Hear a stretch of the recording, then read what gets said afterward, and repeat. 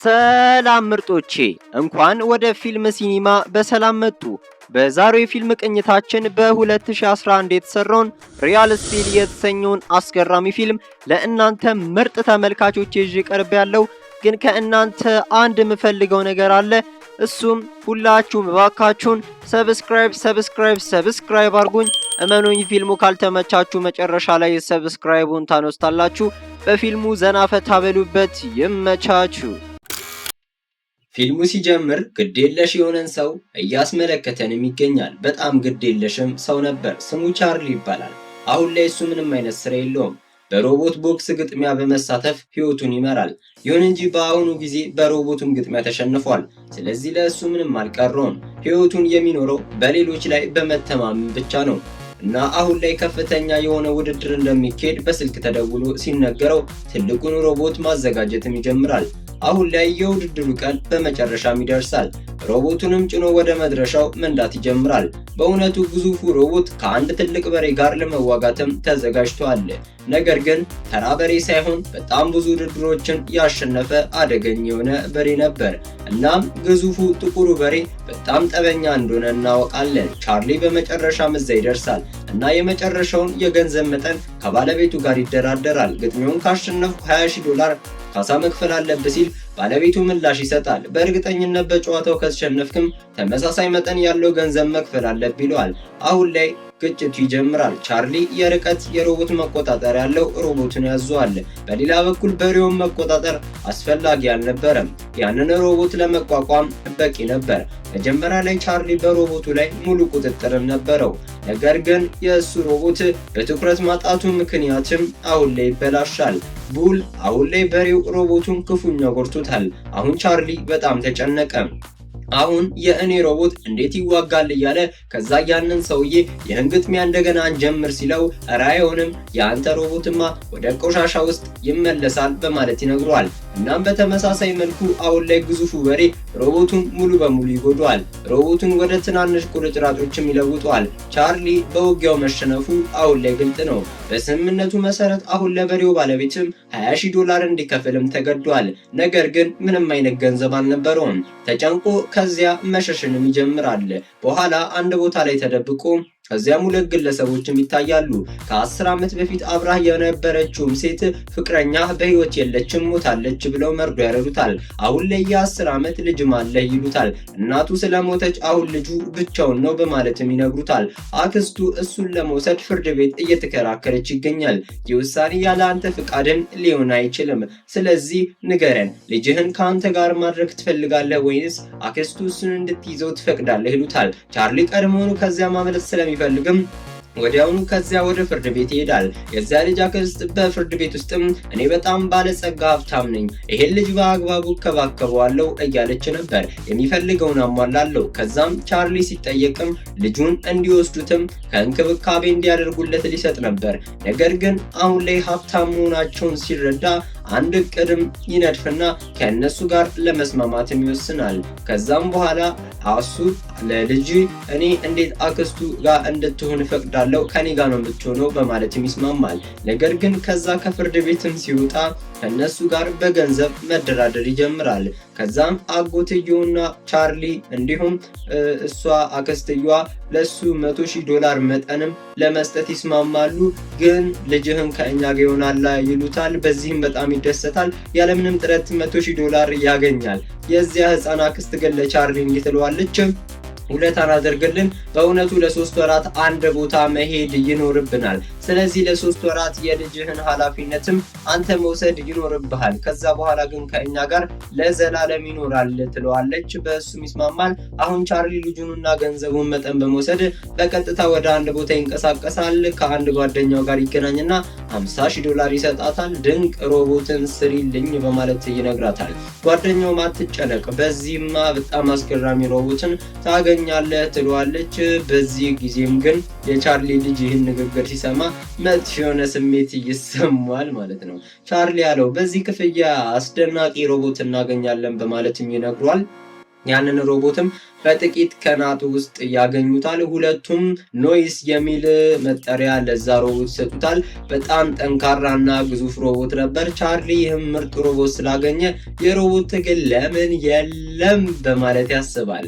የቻርሊ ልጅም እኔ አብሬህ ከጎንህ አለሁ ይላሉ። ወደ አንድ ቦታም ይንቀሳቀሳሉ። የሮቦቱ ትግል አሁን ላይ ይጀምራል። ይህን ሮቦት በመጠቀም ቻርሊ ከፈለገ ይህንን ውጊያ ማሸነፍ ይችል ነበር። ነገር ግን ቸልተኛ ስለነበር ስልክ ሲያወራ እንደገና ይህንን ውጊያ ያጣል። አይ ምክንያቱም የተቃዋሚው ሰው ሮቦት መጀመሪያ ጭንቅላቱን ሙሉ ለሙሉ የኖይስን ሮቦት አሽቀንጥሮ ጥሎ ከጨዋታው ውጭ ያደርገዋል። ይህን ሮቦት በማንኛውም ዋጋ ጠግነዋለሁ በማለት ቻርሊ ይናገራል። ከዚያም ወደ ቆሻሻ ቦታ ይሄዳሉ። ምክንያቱም ሮቦታቸውን ለመጠገን የሚጠቅም ምንም አይነት ቁሳቁስ ካለ ለመፈለግ ነበር። እዛም ኃይለኛ ዝናብ እየጣለ ነው እና መለዋወጫቸውን እየፈላለጉ ነበር። በዚህ ጊዜ ያ ልጅም ይንሸራተትና መውደቅ ይጀምራል። ቻርሊ ወዲያው ያድነዋል። ከዚያም ልጁ ያስተውላል። የሆነ ነገር እንደንሸራተት አድርጎኛል ምክንያት ነው በማለትም አንድ ሮቦትን ጠረግ ሲያደርግ ይመለከታል እና የድሮ ሮቦት ነበር። አባቱን እናውጠዋለው። አባትየው ግን ቻርሊ ለዚህ ምንም ጊዜ የለንም ዝናብም እየዘነበ ነው በማለትም ይነግሯል። ያ ልጅ ግን እሺ እኔ ራሴ ያወጣዋለሁ በማለትም ይናገራል። ከዛ በኋላ ሁለቱም ወደ ቻርሊ ጓደኛ ከሄዱ በኋላ ስለ ሮቦቶቹ ትንሽ መረጃ ስለነበራት እሱም ቻርሊ ልጄ አንድ ሮቦት አምጥቷልም ከአሮጌ ቦታው ቆሻሻ ነው የወሰደው። ከዛም በኋላ የቻርሊ ልጅ አባትና እንዲሁም ሁለቱም ከተመለከቱት በኋላ ፍጹም አስገራሚ ሮቦት ነው ትላለች እና እሷም የቻርሊ ጓደኛም በደንብ ትጠግነዋለች። ከዛ ሮቦቱም ይነሳል። ስሙ አቶም ነው። በጣም ጠንካራ ሮቦት ነው፣ ግን ማንም አላወቀውም። ቻርሊ ይህንን አይቶ በጣም ተደሰተ። ለልጁም እንዲህ አለው፣ በታላቅ ውድድር ውስጥም እንወስደዋለን በማለትም ይናገራል። በዓለም ላይ በጣም ኃይለኛ ሮቦት ቦክሰኛ እዚያ አለ። እስከ ዛሬ ማንም ያሸነፉ የለም። አቶም አሁን ላይም ወደ ማህደረ ትውስታው የሚጠቀምበት በጣም አስገራሚ የሆነ ጭንቅላት ያለው ሮቦት ነው ማለት ነው። ያሳዩትን ሁሉ ይማራል፣ አስመስሎ መተወንም ይችላል። ቻርሊና ልጁ ከዚያም ያንን ሮቦት ቦክሰኛ ይዋጋ ዘንድ ይህን ሮቦት በደንብ አሰለጠኑት። በመጨረሻ ፍልሚያው ቀን ይደርሳል። አቶም በጣም የተዋጣለችም እንደሆነ እናያለን። በብዙ ውድድሮች ውስጥ ይታሰፋል። የሚያስደንቀው ቻርሊና የእሱ ሮቦት አቶም ብዙ ውድድሮችን ማሸነፍ ይችላሉ። ከዚያም አንዲት ወጣት ሴት $200,000 ልስጣችሁ፣ ይሄን ሮቦትም ልግዛችሁ ትላችኋለችም። ነገር ግን የቻርሊ ልጅም በዚህ አይስማማም። ብዙ ውድድር ላይም እንዲሳተፍ እናድርገዋለን። ከዛ ሮቦቶቻችንን ካሰለጠንን በኋላ በታላቅ ውድድርም እናሳትፈዋለን። አቶም አሁን ላይ እየሰለጠነ ነው በማለት ይናገራል። በድጋሚ የአቶም ከጠንካራው ሮቦት ጋር ውጊያ ያደርጋል። አሁን ይህ ውጊያ ይጀምራል። የቻርሊ ልጅ ዳንስን ማሰልጥኖት ነበር። እናም በዳንስ ውስጥ ወደ ውድድሩ ይገባል። ባለ ሁለት ራስ ሮቦት ጋርም ይገጥማል። ከዛም በኋላ ከባድ የሆነ ፉክክርም ይገጥመዋል እና ሁለቱም መዋጋት ጀመሩ። አቶም እና ያ ሮቦት እንዲሁ ደጋግመው እርስ በርሳቸው መመታታት ይጀምራሉ። አሁን ላይ ጠንካራው ሮቦት ቦክሰኛ ይህንን ውጊያ እንደሚያሸንፍ ቢያምንም፣ ነገር ግን አቶም በመጨረሻ ግጥሚያውን አሸንፏል። በውጤቱም ቻርሊ በጣም ተደስቷል። ከነዚያ ሰዎች በጣም በርካታ ገንዘብ ወስዶ ሲወጣ ጠላቱን ከፊት ለፊቱ ከች ይላል። ማን? ከበሬው ጋር ያስያዘው $20,000ን ሳይከፍል የሮጠው ነው። ስለዚህ አሁን ቻርሊ $20,000 መክፈል አለ። ሁሉንም ገንዘብ ደብድቦ ከቻርሊ ይወስዳል። የቻርሊ ልጅ ሁሉንም ነገርም እየተመለከተ ነበር። ቻርሊ ቀኝ ተሰኝቷል። ለልጁም ለሚመጡት ቀናት ምንም ጥቅም የለውም አለ። አሁን ላይ አንድም ሳንቲም የለኝም። የዚያ ልጅ አክስትና አጎት ተመልሰው መጥተዋል። ስለዚህ ለልጁ ከአክስት ጋር ልተውህ ነው በማለት ይነግሯል። ልጁ ግን አይሆንም፣ ከአንተ ጋር ነው መሆን የምፈልገው ቢልም ግን የልጁ ኃላፊነትን ሳይሰሙ ቀጥታ በግዴታ ወደሱ ይወስዳል። ወደ ጓደኛው ሲመጣ ልጅ የታል ስትለው በአክስቱ ቁጥጥር ስር አድርጌዋለሁ በማለትም ይነግራታል። ይሄም ማድረግ ነበረብኝ፣ ያለበለዚያ እሱን ለመንከባከብ ምንም አይነት ገንዘብ ድፍረትም የለኝም ስትለው ጓደኛውም ቻርሊ በስሜት ውስጥ ነው ወይ? ይህ እኮ የአንተ ልጅ ነው። ከአንተ ጋር መኖር ከፈለገ እሱ መኖር ይችላል። እናም ይህንን ማድረግ አለብህ በማለት ትመክሯለች። ቻርሊ እነዚህን ድንቅ ችሎቶች አቶምን ያስተማረውም ልጁ እንደሆነ ተሰምቶት ነበር። ወደ እሱ እየሄደ ለልጁ እንዲህ ይለዋል። ልጄ፣ ትግላችን አሁን ዚውስ ሮቦት ሊካሄድ ነው። ተመሳሳይ ኃይለኛ ሮቦት ነው። እስከ ዛሬ ድረስ በማንም ተሸንፎ ያውቅም። እና አቶምን ማሰልጠንም ያስፈልገናል። ልጁም በደስታ አብሮት ይሄዳል። አክስቱም አትከለክለውም፣ ይልቁንም በደስታ ተስማማለች። በጣም ደስ ይላታል። አሁን ያ ቀን በአቶም እና ዙስ ሮቦት መካከል ጠብ ሊፈጠር ነው። ቀኑ ደርሷል። ሁለቱም በጣም ተደስቷል። ምክንያቱም አቶም ከዚህ ቀደም በደረጉ ጨዋታዎችም ሁሉንም አሸንፏል። ተቋሚው ሮቦት ዛሬ ዙዝ ነበር። የዓለም ጠንካራው ሮቦት ማለት ነው። ብዙዎች በእሱ ላይ ውርርድ ያደርጋሉ። የበሬው ባለቤት የሆነው ያ ሰው መጥቶ ነበር። አቶም ውድድሩን ያሸንፋል በማለት ከባድ መጠን ውድድር ያደርጋል። እንደሱ አባባል ተመልሶ ሊመጣ ነው። ግን ቀጥሎ የሚሆነው ማን ያውቃል? አሁን ዜውስ ሮቦት እዛ ይታያል። እናም በጣም አስደንጋጭ ሮቦት ነው። ውድድሩም ሊጀምር ነው። ቻርሊና ልጁ ግራ ተጋብቷል ያንን ዜውስ ሮቦት አይተው። ነገር ግን ቻርሊ ለልጁ እንዲህ አለው፣ በማንኛውም ዋጋ ይህንን ውድድር ማሸነፍ ይኖርብናል፣ ማድረግ እንችላለን በማለትም ለልጁ ይነግሯል። ይህ ውድድር 5 ዙሮች ይኖሩታል። የመጀመሪያው ዙር ጀመረ። ዜውስ ሮቦት ወዲያውኑ አቶምን በቡጢ መምታት ይጀምራል። አቶም ይወድቃል። ግን ዜውስ ሮቦት በቡጢ መምታቱንም ቀጥሏል፣ አላቆመም። ዜውስ ሮቦት ምንም አይነት እርምጃ እንዲወስድ እድል እየሰጠው አልነበረም። አቶም እዚህ ብዙ ጉልበቱን ያጣል። አሁን ዜውስ ሮቦትም በጣም ይዳከማል። በጣም ኃይለኛ እንደሆነ ዜውስ ሮቦት እንመለከታለን። አቶምን እንቅስቃሴ አልባ ያደርገዋል። አሁን የአንደኛው ዙር ጥሎ ማለፍ ጊዜ ተጠናቀቀ። የቻርሊ ልጅ ግን ተነሳ አቶም እያለ መጮህ ይጀምራል። ግጥሚያውን ማሸነፍ አለብህ። አቶም እዚህ መንቀሳቀስ ይጀምራል። ወዲያው በመነሳት አቶም ወደ ዜውስ ሮቦት ሄዶ በቡጢ መቷል። በዚህን ጊዜ ሁሉም ተመልካች በድንጋጤ ፈዘዙ። ምክንያቱም ማንም ሮቦትም ዜውስ ሮቦትን በትንሹም በጥቂቱም በቡጢ መቶት የሚያውቅ ስላልነበር የአሸናፊ ስሜት የተሰማው አቶም ወደ ዜውስ ሮቦት በመጠጋት የበለጠ ይመቷል። ነገር ግን ዜውስ ሮቦት በጣም ሲመታ ንዴታም በመሆንም ተመላልሶ በጣም በአስገራሚ ሁኔታ አቶምን ማጥቃት ጀመረ። ምንም ረፍት ሊሰጠውም አልቻለም። ሁለቱም እርስ በርስ እየተጠቃቁ አቶም ራሱን እየተከላከለ ነበር። ከዛም በኋላ አሁን አቶም ይጎዳል። ከዛ ሁለተኛው ዙር ሲያልቅም ያረጋጋውና በሁለተኛው ዙር ሁለቱም እርስ በርስ እየተፋለሙ ይገኛሉ። ነገር ግን ዙዝ ሮቦት የአቶም ቡጢ ምንም አይነት ጉዳት አላደረሰበትም። ዜውስ ሮቦት አቶምን ማጥቃት ጀመረ። እናም አቶም ይወድቃል። እንደ ድል ሆኖ ሁለተኛው ዙር ሊጠናቀቅ ሲል በድጋሚ አንድ ጊዜ ይነሳል። ሶስተኛው ዙር ተመሳሳይ ሁኔታ አለው። አሁንም አራተኛ ዙር ይጀምራል። አቶም ክፉኛ ተመታ። ነገር ግን ቻርሊ ያለማቋረጥ ያነሳሳው ነበር። የቻርሊ ልጅም የበለጠ አነሳሳው። ይህንን ማድረግ ትችላለህም ይለዋል። አቶም ድፍረቱ አይጠፋም። እናም ከዜውስ ሮቦት ጋር ትግሉን ይቀጥላል። ዜውስ ሮቦት ሰውነት ጭሱን ማውጣት ይጀምራል። እናም የቦክስ መድረክ ጥግ ላይ አድርጎ ዜውስ ሮቦት ይደበድበዋል። ጉልበቱን ያጣል።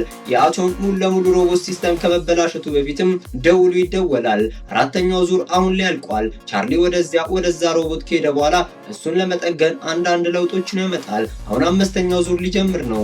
ነገር ግን የአቶም ልጅም እንደዚህ አይነት ሐሳብን ያቀርባል። በጣም ምርጥ የሆነ አይዲያን ነበር። አቶም ይላል፣ ተግባራችንን እንደሚመስል ታውቃለህ አይደል አባቴ? አሁን ራሱን ለመዋጋት ብዙም ድፍረት የለውም። ስለዚህ የቦክስ ችሎታህን ከጎኑ ቆመህ ለምን አታሳይም? አንተ መምሰል ይጀምራል። ቻርሊም ጠየቀ፣ ይህ እንዴት ሊሆን ይችላል? በጣም ብዙ ሰዎች አሉ እና እኔን ይመለከታሉ። የቻርሊ ልጅ ግን እንዲህ ሲል ይነግረዋል፣ ሪንግ ውስጥ አትሆንም፣ ግን ታዳሚዎቹ እንደሚያደርጉትም ደስታህን እንደምትገልጽ አስመስለ ይሄንን ማድረግ ትችላለህ። አሁን ዙሩ ይጀምራል። የመጨረሻው ዙር ነበር። ቻርሊም እንደዛ ማድረግ ይጀምራል። እንደ እቅዳቸውም ተግባሩን መከታተልና ተግባሩን ኮፒ ማድረግን ጀመረ። ዙስ ሮቦት ማጥቃት ይጀምራል። እየተደባደበ ነው። አቶም ገና ሲጀመር ራሱን መከላከልን ብቻ ይጀምራል። እድሉን በማግኘቱ መልሶ በቡጢ ይመቷል።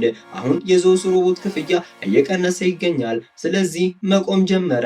አሁን ላይም በጣም አስገራሚ ነገር ነው። ቻርሊ በጣም ደስተኛ መሆን ጀምሯል።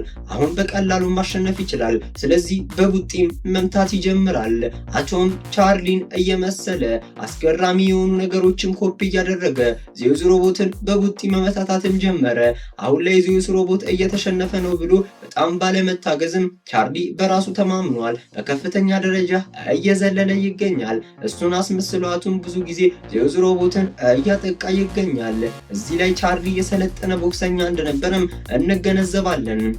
ነገር ግን ሮቦቶቹም ትተው ቦክሰኞቹም በጣም አስገራሚ እንደሆኑና አቶም የሰለጠነ እንደሆነ እዚህ ጋር ሁሉም ተገንዝበዋል። ቦክሰኞቹ በሁሉም ሰው ችላ ተብሏል። የቻርሊ ጓደኛ ቻርሊ በቦክስ መደባደብ ሲጀምርም ስሜታዊ ትሆናለች። ልጁም በጣም ስሜታዊ ይሆናል። ምክንያቱም በአባቱ ላይም ኩራት ይሰማው ነበር።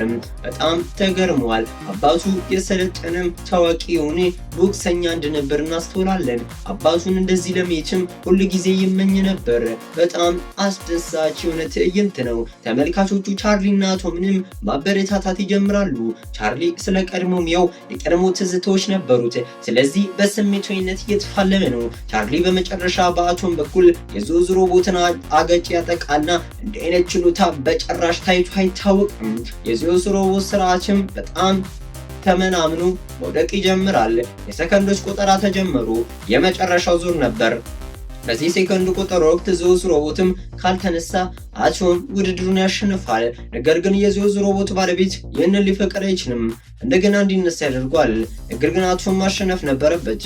ብዙ የራስ መተማመን መንፈስን አዳብሯል። ዞዝ ሮቦት ሲነሳ ከእንደገና በቡጢ አድርጎም እስከ ወዲያኛው ድረስ ያሸልበውና እስከ ወዲያኛው ሲስተሙን አበላሽቶ ያበላሸዋል። በዚህ ጊዜ ባለቤቱ በጣም ይናደዳል። ክፍያው ቀንሷል። ዞዝ ሮቦት እንደገና ሊነሳ አይችልም። ቻርሊና አቶም ጨዋታውን እንዳሸነፉ በግልጽ ይነገራል። ደስታ ይሰማቸዋል። ጓደኛና ልጁም በጣም ይገረማሉ። ልጁንም ያመሰግኗል። አሁን ላይ ዳኞቹ አሸናፊውን ሲገልጹ ግን ሁሉም ግራ ይገባል፣ ይደናገጣል። ምክንያቱም የተፈጠረው ነገር ዞዝ ሮቦት አሸናፊ እንደሆነ ስላወጁ ነው። በዚህም ስታዲየሙ ሙሉ ለሙሉ ይረበሻል። በዚህ ውጤት ግን ማንም ደስተኛ አይደለም። ተመልካቾቹ እንደሚሉት ይህ የተደሰትንበት የመጨረሻው ዙር ነበር። ይህ አስደናቂ ፍልሚያ ነበር። ዞዝ ሮቦት አሸናፊ መሆኑን ያስታወቁት ዳኞቹም በቃ አሁን ላይ ሁሉንም ነገር ስሙ፣ አንድ ጊዜ አዳምጡ። ፍልሚያው የአቶም ነው፣ ሻምፒዮኑ አቶም ነው በማለት ይናገራሉ። አሁን ላይ አቶም ዓለም አቀፍ ሻምፒዮን ሆኗል። ብዙ ምስጋናዎችና ከፍተኛ መጠን ያለው ገንዘብን ይቀበላሉ። ዞዝ ሮቦት ተጎድቷል። አሸናፊ መሆኑን ማወጅ ከንቱ ነው። ሁሉም በደስታ እንባ ያነባሉ። ቻርሊ ልጁን በደስታ ያቅፈዋል። ከዛም የቻርሊ ልጅ ለአባቱ እኮራብሃለሁ ይሏል። ቻርሊ ደግሞ ለልጁ እንዲህ አለው፣ እኔም ለአንተ ታላቅ ፍቅር አለኝ። ለእኔ የተሰጠኝን ገንዘብ ለአክስቴ መልሳለሁ። አንተ ከዚህ በኋላ የትም እንድትሄድ አልፈቅድም። የቻርሊ ልጅ ደግሞ እንዳንተ መሆን እፈልጋለሁ ይለዋል። ፊልሙም እዚህ ጋር ይጠናቀቃል።